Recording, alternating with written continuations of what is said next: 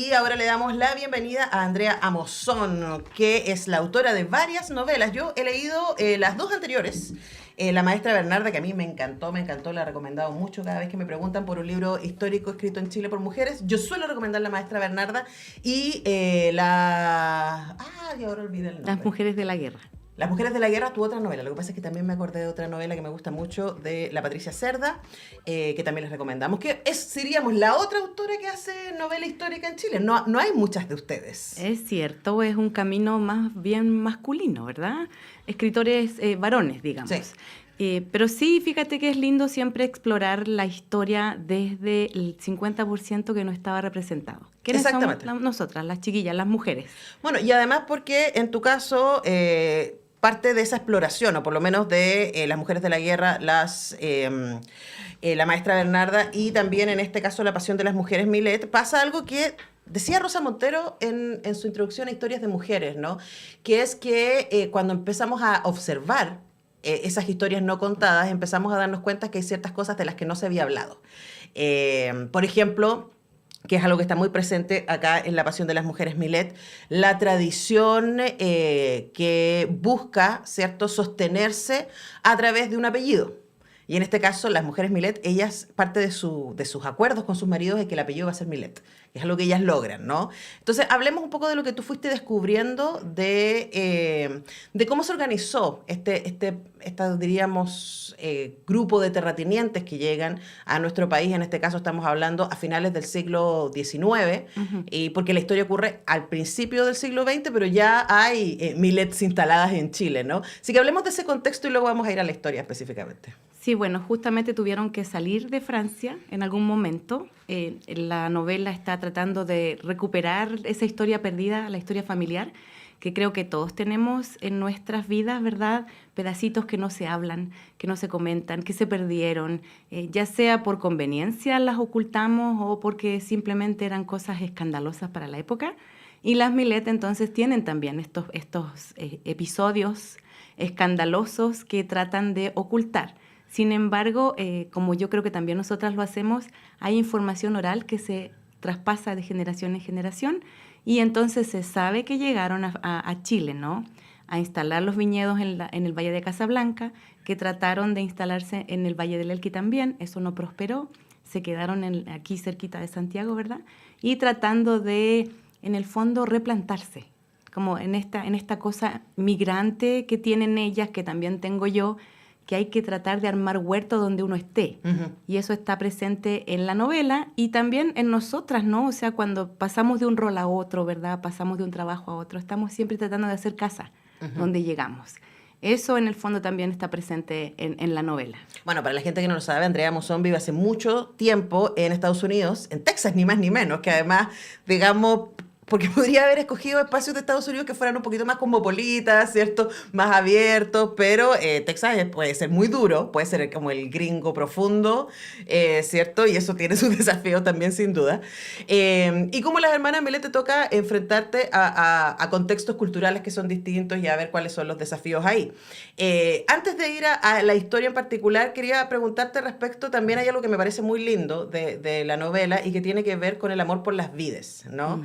Y por este salto que a veces se nos olvida, ¿no? Y aquí me salen, en algún momento estudié sommelier, entonces esta historia.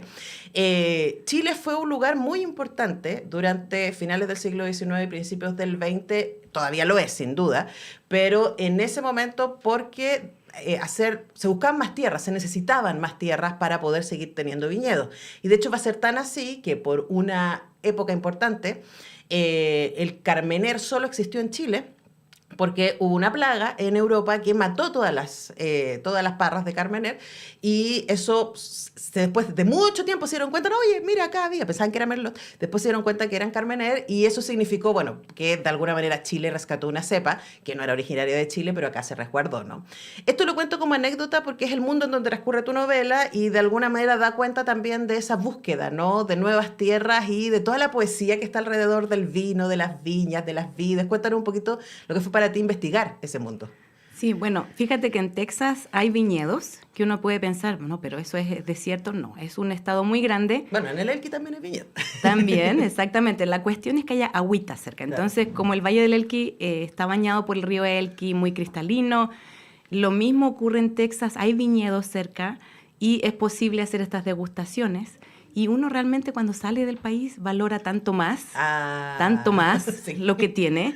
Porque claro, en el supermercado te encuentras 2 o 3 viñas, pero no lo que uno viene aquí y está rodeado de vinos y es como parte de nuestro ser también, ¿no? Y además, bueno y barato. Bueno y barato, también, bueno y barato. Entonces, claro, las Millet y los varones Millet, que son los que tienen permiso, así entre comillas, para salir a hacer negocios, están en la constante búsqueda de un buen país para instalar las vides, ¿no? Me encanta la historia del Carmener, yo también la cuento allá en Estados Unidos para que la gente diga, oh.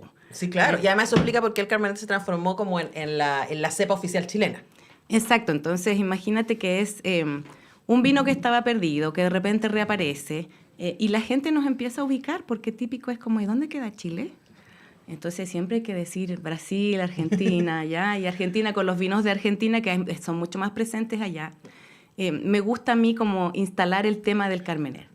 Si me invitan a pasear, yo llego con el Carmener. Entonces eso también de alguna manera está reflejado en la novela, que es un motivo de orgullo para las Millet, que si bien parten en Francia, ¿verdad? Aquí también están cultivando el vino, aquí también tienen viñas, las aman, ¿verdad? Tanto así que está la tía muerta, ¿no? Que también se preocupa de ir. La tía Clementina. La tía Clementina, que igual ella sale a recorrer los viñedos, a ver si no hay peste, si no hay gusanitos, o sea que en el fondo toda la familia vibra, ama y se apasiona también por el... La tía Clementina es un ánima, sí, para la gente que no lo sepa, pero la historia está muy involucrada. No es un texto fantástico, pero también hay que decir que parte de como la naturalidad con que esta familia toma, que hay un ánima, que hay una tía que ocupa su habitación, etcétera, y que va a ser un poco bastante inspiradora para la protagonista, está ahí como normalizado como en el campo chileno, pues nomás, esta cuestión. No le vamos a hacer más preguntas. Claro, es parte de la vida de las Millet, así como yo creo que todos los que nos están escuchando ahora deben pensar en algún momento, yo me acuerdo que en mi casa del campo o en la playa o qué sé yo, en el desierto de Atacama, imagínate, la cantidad de fantasmas que hay. Sí. Que son parte de nuestro diario vivir, ¿no? Claro. Como decía García Márquez, ¿qué realismo mágico? Si esta es mi realidad, ¿no? Un poquito de eso también hay en la novela. Claro, conversamos con Andrea Amozón a propósito de su más reciente libro, esto que tengo en mi mano, que se llama La pasión de las mujeres Millet, y quiero volver a algo que decías antes, Andrea, y que tiene que ver con los relatos familiares, ¿no? Y cómo esos relatos también, y eso queda muy claro desde el inicio del libro, se utilizan para hacer pedagogía. Entonces, las Millet de las que no se hablan fueron las Millet, bueno, de las que se habla en voz baja, porque sí se habla de ellas. De las que se habla en voz baja son las Millet que se dejaron llevar por la pasión. Y una cosa que se establece muy tempranamente en tu libro es que las Millet son muy apasionadas y que a pesar de tratar de guardar las apariencias que les exige su clase, su género y su época, igual se van a dejar llevar por las pasiones porque ellas entienden que les corresponde, que es algo muy revolucionario, todavía es muy revolucionario que las mujeres pensemos el deseo sexual como algo que es nuestro derecho. Pero ellas están en esa, ¿no? Y luego van a tener que hacer toda especie de triquiñuela para poder sostener eso sin ser expulsadas de la sociedad, porque en algún momento sí, a algunas de las Millet les ha pasado ser expulsadas de la sociedad por haberse dejado llevar por la pasión. Porque era importante para ti poder mostrar ese apasionamiento y esa búsqueda del placer sexual, porque ojo, no es romance necesariamente lo que ellas están buscando. Y eso a mí me parece súper revolucionario, porque a las mujeres se nos ha entrenado para decir el sexo y el placer sexual está bien siempre y cuando sea al interior del amor, ¿no? En cambio, ellas no dicen que están buscando amor, ellas están buscando placer. Claro, justamente, ellas están en esta exploración, ¿no? Tienen este deseo así de abrazar la vida como venga y como sea. Y el amor por sí mismas yo creo que está más presente, ¿no? La exploración sexual de ellas, donde son sujetos de deseo. Y me gustaba mucho esa personalidad de ellas, porque en el fondo eligen a los varones con que ellas quieren tener la aventura. ¿Ya? Pensemos en Maurice, el capataz francés, donde Olivia ahí se está golosa claro. con el Maurice, y es porque ella es una adolescente y dice, va a ser, esto quiero aprender. Claro. Mi primera vez va a ser con él, listo, chao. Justo. Y ella es la que está liderando, la que está guiando, la que está poniendo los límites. Eso a mí me pareció también interesante de las Milet. Tú sabes que es un proceso muy orgánico el mío a la hora de la escritura, y entonces dije, bueno, ellas vienen con esto, vamos a ver, ¿qué más hay?, ¿no? Y bien dijiste que algunas, si bien todas yo creo que rompen el canon, pero es que algunas las descubren. Y claro, ahí está el problema. No es que se hayan atrevido a romper con las normas, sino que la mala suerte es que las descubrieron, ¿no? Y también yo en este momento pienso a cuántas de nosotras a lo mejor en nuestro pasado nos han descubierto, y es como, ¿verdad? Y espero que haya sido generoso el entorno con nosotras, porque en la época de las Milet, claro, había el hospital, ¿no?, que le llamaban el experimento de las locas, donde mandaban a las mujeres en París, las que eran las histéricas, típico, ¿no? El término histérico estaba muy instalado, donde les hacían experimentos, donde había un anfiteatro para mostrarlas, ahí esta histérica llora, está nerviosa, habla sola, ¿no? Y con cosas súper invasivas para poder sanarla, ¿ya? Claro. Otra vez, entre comillas, sanarla. Claro, pero pensaríamos que si sanarlas tiene que ver con volverlas al mandato. Justamente, encorsetarlas de nuevo. Claro, y además esa figura del corset que está muy presente, ¿no?, en tu libro, porque es parte de la época. Si viste Downton Abbey. Sí. Bueno, hay una de las actrices, porque el Downton Abbey parte en 1910, entonces empiezan a suceder cosas, y una de las cosas que sucede es que se sacan al corset, y una de las actrices decía, hace mucho sentido que las mujeres empiecen a trabajar por el sufragismo una vez que se salen del corset, porque les permite llegar oxígeno a la cabeza, sin duda. Entonces, justo tú escoges un momento de muchos cambios, ¿no? De justo ese cambio de época. Además, partes con la exhibición de 1900 de París, ¿cierto? Con esta tensión entre tecnología, avances y al mismo tiempo sorpresa y sospecha respecto a todo eso. ¿Qué es lo que te llamó la atención de esa época? Mira, siempre me han gustado los autómatas. Y me gustaba la imagen de esas escaleras y esos pisos que se movían solos, ¿no? Porque en la exposición de París habían pasarelas que para la época eran terriblemente revolucionarias, lo mismo que las películas, ¿no? O sea, acuérdate la imagen de la gente que escapa de esa primera proyección porque creen que el tren se les viene encima, ¿no? La peliculita te digo, pero para hacerla fue un tremendo esfuerzo de los Lumière. Entonces, esa cosa, como tú dijiste, abrazar lo nuevo, qué tanto abrazamos lo nuevo y se actualiza, ¿verdad? Ahora estamos un poco asustados con los robots, ¿cierto? Yo les digo los robots, pero la inteligencia artificial, el robot que dibuja, le digo yo, el robot que escribe, ¿no? Ahora hay un robot que canta. El robot que canta, ¿verdad? El que habla, o sea, realmente, y no nos habíamos dado cuenta, tal vez a tal magnitud estamos rodeados de robots, ¿no? Entonces, en esa época, por supuesto, empieza la explosión y la expansión de la electricidad, ¿cierto? Hay un pabellón en la Feria de París que está dedicada a la electricidad, y hay gente que viaja nada más para ver cómo se enciende y se apaga la luz. Cierto que uno ahora dice, vaya, pero si eso es del día a día, ¿no? Eso es súper interesante para mí. Siempre me ha gustado mucho el tema, como dije, los autómatas y todo lo que se mueve solo y la búsqueda del movimiento continuo. Por eso como que entré a la historia a través de la feria. Y además me servía mucho para mostrar que Olivia estaba lista y dispuesta a sacarse el corsé lo antes posible.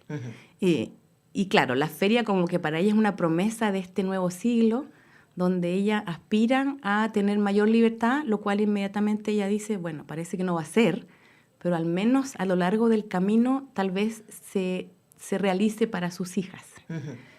No vamos a contar esa parte. No vamos a contar esa parte, y además tampoco decir que, claro, es una doble promesa, es una promesa, diríamos, espacio-temporal, porque es como las cosas están cambiando, y lo sabemos a partir de ese momento, ¿no?, que inicia la novela, que es este encuentro además con este chileno en el gran pabellón, ¿cierto?, de esta feria de París de 1900, y al mismo tiempo la promesa del nuevo mundo.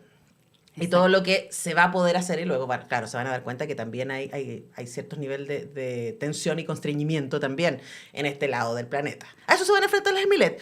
Ya está en librerías La pasión de las mujeres Milet de Andrea Amozón. Para cerrar, Andrea, ¿qué es lo que has escuchado de vuelta del libro ya? Bueno, la gente está comentándome, las lectoras, los lectores, que les gusta esta genealogía de mujeres, esta saga de mujeres, las escrituras en los cuadernos de las Milet, cómo se pasan información de una generación a otra, ¿verdad? cosas que no se podían decir, pero las dejaron escritas. Y la parte de la narración oral, ¿verdad? Porque están las historias de las que se portaron mal, entre comillas, ¿verdad? Y son como la moraleja, no hagas eso, para las más jóvenes. Sin embargo, igual nosotras, yo creo que aprovechamos esas historias que recibimos también para ver hasta dónde empujamos los límites. Y eso los lectores y las lectoras lo están percibiendo, lo cual me parece genial, de verdad, porque están conectándose con el espíritu apasionado de estas mujeres. Así que yo súper feliz de estar aquí, por supuesto, en mi tierra contigo, Antonella, y escuchando a la gente que está, más bien ellos me están escuchando a mí, en la radio acá, en la Universidad de Chile, en el programa Semáforo. Bueno, les dejamos entonces invitados. Pueden encontrar La Pasión de las Mujeres Milet. Está en librerías. Esto además está hecho, pues miren qué lindo, ahí aparece en nuestra imagen para la gente que lo está viendo en YouTube. También este libro lo pueden encontrar en librerías y también es Penguin Random House, así que está también en su web y lo pueden encontrar a través de todas sus redes y pueden seguir también a Andrea Mosón en Instagram, que ahí les va a estar contando. Esta semana tienes varios lanzamientos, varias presentaciones, así que va a estar intensa. Sí, estamos ahí listas y dispuestas, apasionadas, ¿verdad?, para contarles y presentarles esta nueva historia. Excelente. Bueno, Andrea, un placer tenerte Igualmente. aquí. Nosotros tenemos que ir a la pausa, ya regresamos.